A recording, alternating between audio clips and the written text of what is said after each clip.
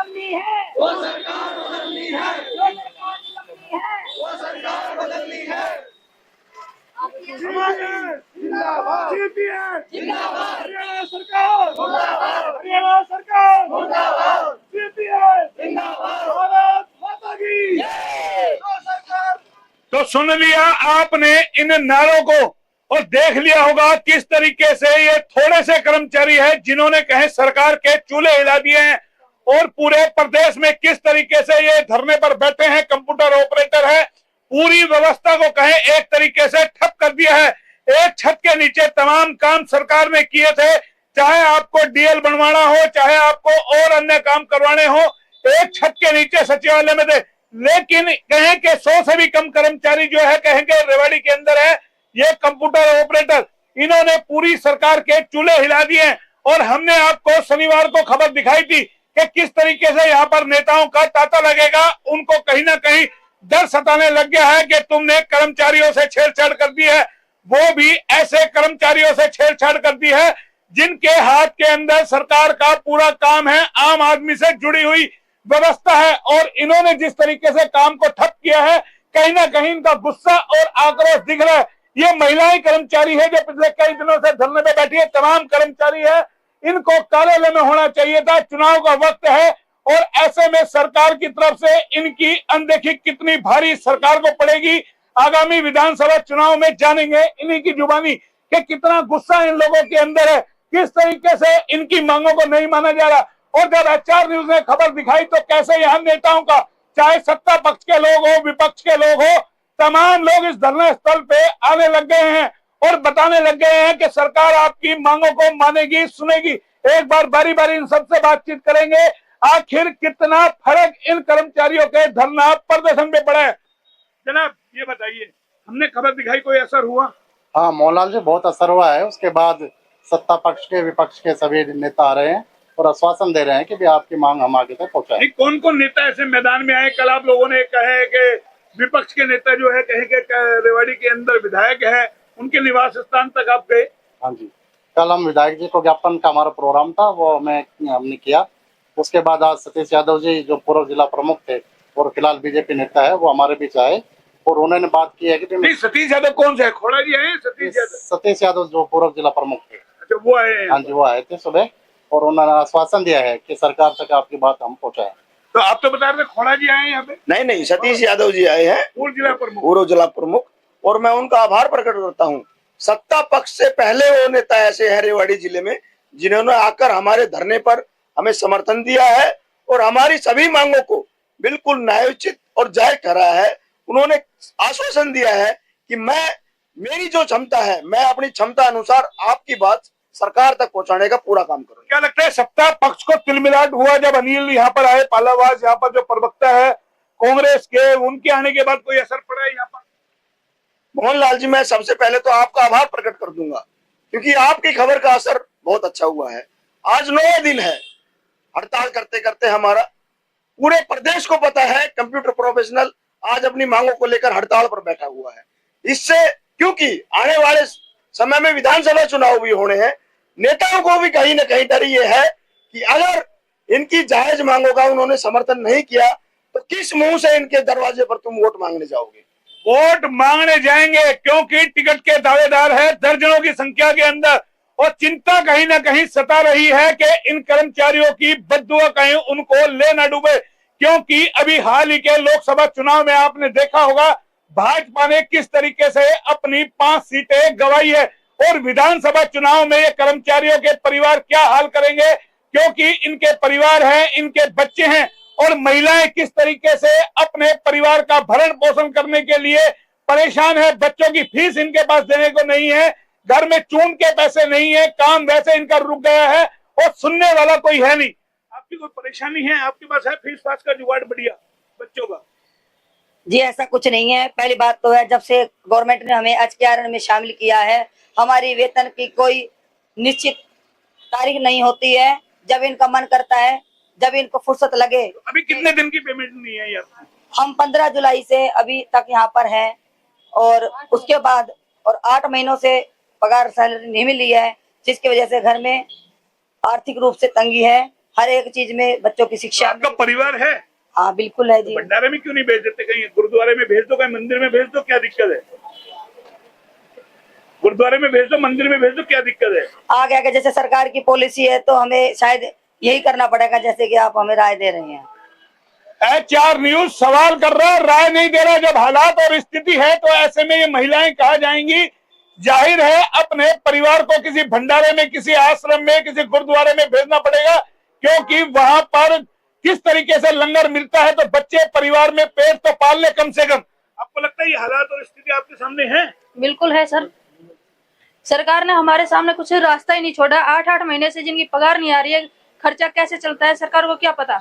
एक तो हमारी इतनी कम सैलरी दे रहे हैं, इसके हमारे अलावा जितने भी है कंप्यूटर प्रोफेशनल के अलावा उनको अच्छी सैलरी दे रखी है। हमारी जो 20,000 सैलरी है वो भी हमारी टाइम से नहीं आ रही है। और कुछ हमारे साथी ऐसे हैं जिनकी 8 महीने से सैलरी नहीं है, वो पड़ोस में किसी से मांग के गुजारा कर रहे हैं, कभी किसी से उधार ले रहे हैं। कैसे चलेगा घर? आज की महंगाई बढ़ती जा रही है और खर्चे इतने हो गए हैं कि इस सैलरी में कुछ नहीं हो पाता है। कुछ नहीं हो पाता। देखिए महिला दिखाएंगे, आप इधर आइए। आपके हस्बैंड हैं?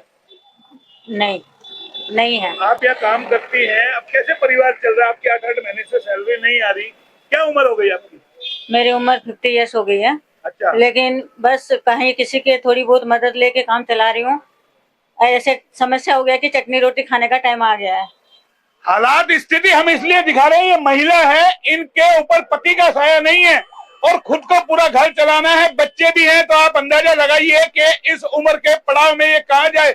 और सुनने वाला कोई है नहीं। सरकार कहती है कि बेटी पढ़ाओ बेटी बचाओ, महिलाओं का सम्मान करो। कितना सम्मान हो रहा है, इनकी तस्वीर को देख करके अंदाजा लगाया जा सकता है कि किस तरीके से इनकी सुनवाई हो रही है। और ये देखिए कर्मचारी, सभी कर्मचारी आ रहे हैं और कुछ कर्मचारी ऐसे हैं जिनकी कहें कि माली हालत या कहें कि परिवार में 2-4-5 लोग कमाने वाले हैं, जमीन वगैरह है, तो उनको अभी इतना असर नहीं पड़ रहा है। लेकिन कुछ कर्मचारी ऐसे हैं जिनकी हालात और स्थिति ऐसी है कि शायद उनके घरों में रोटी के लाले पड़ रहे हैं। आपके हैं? रो क्यों रहे हैं? क्या बात होगी? नहीं, क्यों रुलाई आ रही है? क्यों टेंशन ले रहे हैं? अगर जो होगा जो भुगता जाएगा, अगर सरकार नहीं सुनेगी तो भुगता तो जाएगा ही। सरकार नहीं सुनेगी तो क्या किया जाए? रोना तो आता है जब सैलरी रुकी हुई है। इतनी भी सैलरी नहीं है। सरकार तो हमें ना कर्मचारी तो क्या इंसान भी नहीं समझती। हमें एक रोबोट समझा जाता है जिसका कोई टाइम लिमिट नहीं है, ना काम की कोई टाइम लिमिट है, ना सैटरडे ना संडे। हमें कभी भी बुला लिया जाता है। ठीक है, हमारे जो भाई हैं कैंप ऑफिस में 15-15 घंटे ड्यूटी देते हैं। इंसान है, उनके भी परिवार है, उनके भी बच्चे हैं। और हमारी सैलरी 4 साल से हमारी सैलरी नहीं बढ़ी, उसमें गुजारा करना बहुत ही मुश्किल है। 80-85 लोगों ने कहें कि सरकार के चूल्हे तो हिला दिए, नेता आने लगे। नहीं तो पहले कोई भी नहीं आता था सुनने के लिए। नेता आए, बात नेता आने से क्या होता है? हमारा काम होना चाहिए। नेता तो आए जाए, क्या फर्क पड़ता है? तो ये सब अपने वोट बैंक के लिए आ रहे हैं? बिल्कुल आ रहे हैं। इनकी वोट बैंक की राजनीति है, तो अपनी रोटियां सेकने तो सभी आएंगे। तो आपके परिवार की भी हालत ऐसी है? बिल्कुल सर, बिल्कुल। मेरी भी 2 गुड़िया स्कूल में जाती है और मेरी सैलरी इनसे भी कम है, जबकि मेरे को 14,000 मिलते हैं। उनमें बच्चों की फीस भी भरनी होती है, मुझे घर का भी करना होता है। तो आपके हस्बैंड क्या करते हैं? वो फिलहाल मजदूर है। मजदूर है जी। मुझे मेरे बच्चों स्थिति देखिए, ये स्थिति देखिए कि कहें एक आम आदमी को रुला कर रख देगी कि किस तरीके से कर्मचारियों के कहें के खेला जा रहा है। इनके साथ को सुनने वाला नहीं है। ये अपने आप में एक शर्मसार करने वाली स्थिति है। आपकी भी स्थिति ऐसी है जो बता रही है? जी सर, सभी की स्थिति ऐसी है। जब का टाइम में आया, कईयों के पास तो बहुत प्रॉपर्टी है, बहुत जमीन जायदाद है। इतनी प्रॉपर्टी और जमीन जायदाद होते तो वो ऑपरेटर की नौकरी थोड़ी करते। यदि इतनी प्रॉपर्टी होती तो अपना बिजनेस करके काम करते। अच्छा। ये तो कहने की बात है कि सरकार की तरफ से और कुछ लोगों की तरफ से कहा जाता है कि वो अपनी तरफ से कुछ कर रहे हैं, बाकी ऐसा कुछ नहीं है। सबकी हालत सेम ही है। यदि किसी भी बंदे को 8-8 से 6-6 महीने तनख्वाह नहीं मिलेगी, यदि टाइम पे नहीं मिलेगी, तो कैसे काम चलेगा? तो ये नेता आपके पास आने लगे हैं सत्ता पक्ष से विपक्ष, तो ये थोड़ा असर हुआ है HR न्यूज की खबर? HR न्यूज के असर का बहुत असर हुआ है। हम आपका धन्यवाद देते हैं कि आपने हमारी आवाज उठाई, जिसकी वजह से उनके कानों पे जू रेंगने लगी है। आपको लगता है अभी ये जो टिकट के दावेदार अभी और भी आएंगे आपके बीच? बिल्कुल जैसा चल रहा है उसके अकॉर्डिंग वो सभी आएंगे और सब अपना पक्ष रखते हैं। अभी लॉलीपॉप देंगे? किसी में माता भी है कुछ करने का, सरकार से बात करने अभी तक तो सभी का अपना यही है कि हम कोशिश करेंगे, लेकिन कोई भी खुलकर ये नहीं कहना चाहता कि हम आपके मांग के समर्थन में हैं। और जब तक वो कह ही नहीं सकते तो आगे मानना तो बहुत दूर की बात है। सुन लिया आपने, आ तो रहे हैं समर्थन में, लेकिन खुल के किसी ऐसा नेता में मादा नहीं है कि वो सीधा कह सके कि मैं सरकार से, CM से बात करूंगा और आपकी समस्या का हल होगा, क्योंकि विधानसभा चुनाव है चंद महीनों में और किस तरीके से उन लोगों को अपना खौफ सता रहा है कि अगर किसी तरीके से कर्मचारी बेच गए तो हालत और स्थिति क्या होगी, क्योंकि उनके प्रधान यहाँ पर है, वो भी किसी ना किसी नेता से जुड़े हुए हैं और तमाम कहीं कर्मचारियों के ऊपर जो हाथ होता है किसी ना किसी की सरपरस्ती जरूर होती है। आपके आका क्यों नहीं है? आप तो राव इंद्रजीत सिंह से जुड़े हुए हैं बड़े। मोहनलाल जी, ये तो देखो सरकार का काम है। अरे वो भी तो सरकार में सांसद है इलाके से। सांसद हमारे आएंगे, अभी उनके संज्ञान में बात गई है तो जरूर आएंगे वो भी। तो आपकी फोन पे बात नहीं होती भाई? सांसद बोलते जी आप सुनिए राव इंद्रजीत जी, हम ये बैठे हैं, हमारा परिवार है, आगे त्योहार आने वाला है, तीज है, 15 अगस्त है, रक्षाबंधन आएगा, कि घर में आपके पास जुगाड़ है इतना कि आप बिना तनख्वाह के आप देखो मोहनलाल जी, जुगाड़ अगर होता तो हम यहाँ बैठते नहीं। और अभी आपने कहा गुरुद्वारे में, तो गुरुद्वारे में जाने बराबर बात है, यहाँ बैठकर हम कैसे अपना टाइम पास कर रहे हैं।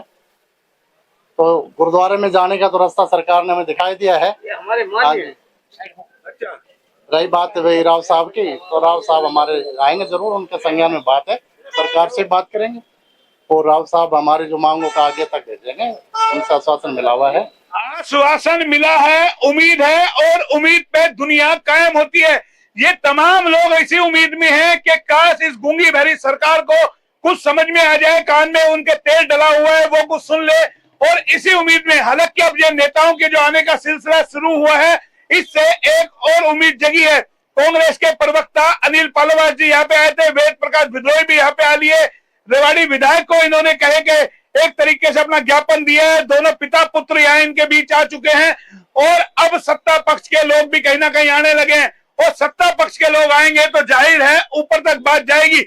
विपक्ष अपनी तरफ से आवाज उठा रहा है और उन पर यह आरोप लगता है कि वो कहीं ना कहीं राजनीति कर रहे हैं, लेकिन जब सत्ता पक्ष के लोग आने लग जाए तो आप ये मानिए कि कहीं ना कहीं उनको भी चिंता सता रही है। आपको लगता है जो ये सत्ता पक्ष के लोग आप कह रहे हैं वो तो खुद बीजेपी में है, सतीश यादव तो चुनाव लड़ने की तैयारी में कर रहे हैं, तो चुनाव लड़ने के लिए आ रहे हैं या वाकई आपकी आवाज उठाने के लिए वो लोग आ रहे हैं? देखिए मोहनलाल जी, हम अपनी मांगों को लेकर यहाँ हड़ताल में बैठे हैं, चाहे विपक्ष हो चाहे सत्ता पक्ष हो, हमें सभी के समर्थन की जरूरत है। जो नेता हमारी मांग उठाएगा हमारे लिए वो आदरणीय है, वंदनीय है, चाहे वो विपक्ष का हो चाहे वो सत्ता पक्ष का हो। ये इन कर्मचारियों का संस्कार बता रहा है कि कितनी शालीनता से बात कर रहे हैं, चाहे सत्ता पक्ष के लोग आए विपक्ष के लोग आए, फिर भी उनको मान सम्मान यहाँ पर दिया जा रहा है, लेकिन इन कर्मचारियों को कब मान सम्मान मिलेगा ये देखना होगा। अरे आपके गले में तो चैन है, बड़ी प्रॉपर्टी वगैरह मेरे ख्याल से लगता है आपके, ये तो वैसे ही 5 रुपए वाली। 5 रुपए वाली? हाँ जी। लोग तो ये समझते सोने की चैन है आपके गले में। ये तो बस यहाँ मेरे को 20 साल हो गए लगे हुए। अच्छा, वही 15-20 हजार रुपए। 20 साल में एक 5 रुपए की चैन आपने खरीदी है? नहीं तो हो सकता दादा लाई हो, पिता जयंती हो, ससुराल से आई हो। अच्छा, डर तो नहीं रहे कहीं? लेकिन तनख्वाह में कुछ नहीं होता। नायब सिंह सैनी जी देख ले गले में। ना कोई तो पर्सनल मेरी खुद की है, इस कमाई की तनख्वाह में से नहीं है। आपके पास है जमीन जायदाद? हाँ जमीन है, दादा लाई जमीन है, इसलिए पहन रहे हैं। तो उससे दाने हो जाते हैं? हाँ, खाने लायक दाने तो हो जाते हैं जी। ये तमाम घरों में मैं देख रहा हूँ कि इनको तो रुलाई तक आ रही है। ये तो सरकार की नाकामी है। पैसे नहीं है इनके पास, बच्चों की फीस देने को नहीं है। हर एक तो मेरे ऐसा नहीं है, कुछ इसमें गरीब भी है, कुछ सही परिवार से भी है, लेकिन ये तो सरकार की नाकामी है जो हम 9 दिन धरने में बैठे हैं। लेकिन अब तो आने लगे आपके पास, देखते हैं आएंगे सरी कौन क्या करता है वो तो समय बताएगा आने वाला। फिलहाल तो हमें कुछ दिख नहीं रहा। फिलहाल अभी उम्मीद इतनी नहीं जगी है जो जगनी चाहिए थी, लेकिन ये देखिए, और एक हमने आपको दिखाया था वो यहाँ पर बेचारे पांव से विकलांग हैं। आप सोचिए किस तरीके से वो अपना गुजारा करते होंगे, चल भी नहीं सकते फिर भी नहीं सकते। अब इस भाई की हालत देख करके आप अंदाजा लगाइए कि किस तरीके से इसको न जाने किसका श्राप लगा है कि जो थोड़ा बहुत मिलता था वो भी अब आंदोलन में चला जाएगा और सुनने वाला इनकी कोई है नहीं। आपका गुजारा कैसे चल रहा है? साथियों का सहयोग चल रहा है। तो साथी दे रहे चंदा कर करके इकट्ठा।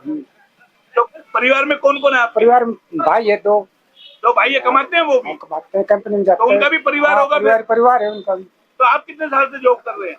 18 साल हो गए मेरे को। 18 साल। आप अंदाजा लगाइए, इस भाई ने जिंदगी के अपने 18 साल इस सरकार को दे दिया, लेकिन इसके लिए कुछ नहीं हो रहा है। तो ये तमाम लोग कहीं ना कहीं हताश और परेशान हैं और एचआर न्यूज बार बार इनकी आवाज सुन रहा है। लेकिन आज जो हमने कहीं ना कहीं निष्कर्ष निकाला कि इन्होंने कहीं ना कहीं सरकार के चूल्हे हिला दिया, क्योंकि सरकार का तमाम काम सचिवालय के अंदर ठप है, आम आदमी परेशान है और वो भी कहीं ना कहीं देख रहा है कि किस तरीके से सरकार इन कर्मचारियों की अनदेखी कर रही है और इसका खामियाजा सरकार को विधानसभा चुनाव में भुगतना पड़ सकता है। अब देखना यह है विपक्ष के लोग आकर के कितना आश्वासन दे रहे हैं, क्योंकि अभी बावल में दीपेंद्र हुड्डा आए थे और सरकार से हिसाब मांग रहे थे। उनका भी फर्ज बनता था एक बार वो यहाँ तक आ जाए, बावल रोड पर जो ये सचिवालय के पास या बैठे हैं इनसे बातचीत कर ले, लेकिन कहे बड़े नेताओं के पास इतना वक्त नहीं है कि वो इन 150 कर्मचारियों की सुन ले। हाँ, अगर हजारों का हुजूम होता तो जाहिर है वो यहाँ आते और इनकी बातें सुनते, लेकिन इन लोगों ने जो हिम्मत दिखाई है, इनकी हिम्मत की दाद है।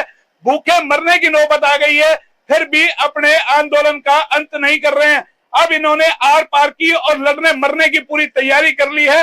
या तो आर होगा या पार होगा, सरकार या तो सुनेगी या फिर ये पूरी तरीके से तबाह और बर्बाद हो जाएंगे, अपने घर बैठ जाएंगे, क्योंकि सरकार के पास बहुत सारे विकल्प है। वो नई ज्वाइनिंग भी कर सकती है, लेकिन उसकी भी इन लोगों ने हिम्मत दिखा रखी है। फिलहाल इतना ही। कैमरा पर्सन पंकज के साथ मोहन लाल, HR न्यूज, रेवाड़ी।